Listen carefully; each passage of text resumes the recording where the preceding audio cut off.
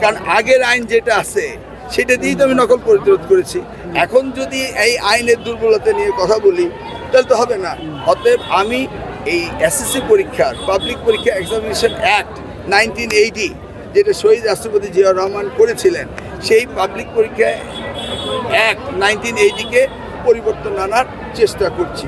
যারা নকল করে, যারা অন্যায় করে, তারা যেন আপনাদের এই সাংবাদিকদের একটু ভয়ও পায়। সামনে 21 তারিখে ম্যাট্রিক পরীক্ষা, এসএসসি পরীক্ষা। এই এসএসসি পরীক্ষার আইন আমাকে পাল্টাতেই হবে।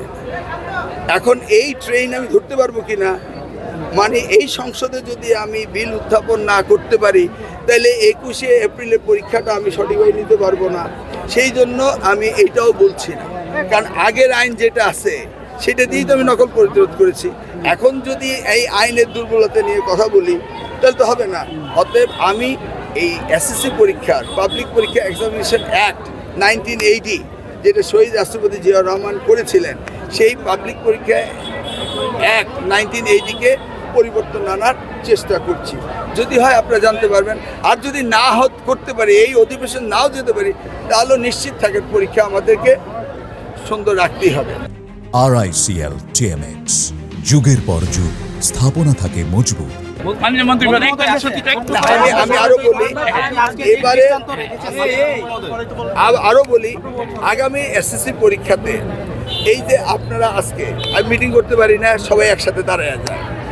আগামীতে আমি চিন্তা করতেছিলাম যে যেহেতু মোবাইল টেলিফোন আমি কোনো এক্সামিনার কাউকে দিব না, কিন্তু আমার তো এদের পরিদর্শক হিসেবে আমি তো মনে করতেছিলাম যে সাংবাদিকদেরকে ব্যবস্থা করতে হবে। কিন্তু আপনারা যদি একত্রে 20 জন ঢুকেন তাহলে তো এটা নিয়েও আমার চিন্তা করতে হবে। কথা বুঝতে পেরেছেন? এই জন্য সকলে ডিসিপ্লিন দরকার। আপনারা কোচুয়া হচ্ছে মডেল। আপনারা আমার কোচুয়ায় যদি পরীক্ষা পরিদর্শন করতে চান তাহলে আপনারা প্রেস ক্লাব বসে আমাকে লিস্ট দিবেন। আমি প্রতিটা কেন্দ্রে 2 জন করে 1 জন করে আমি পাঠানোর ব্যবস্থা করব, যেন যারা নকল করে, যারা অন্যায় করে, তারা যেন আপনাদের এই সাংবাদিকদের একটু ভয়ও পায়। কিন্তু একসাথে যদি 15 জন এক জায়গায় ঢুকে হবে, এগুলি আপনাদের চিন্তা করতে হবে।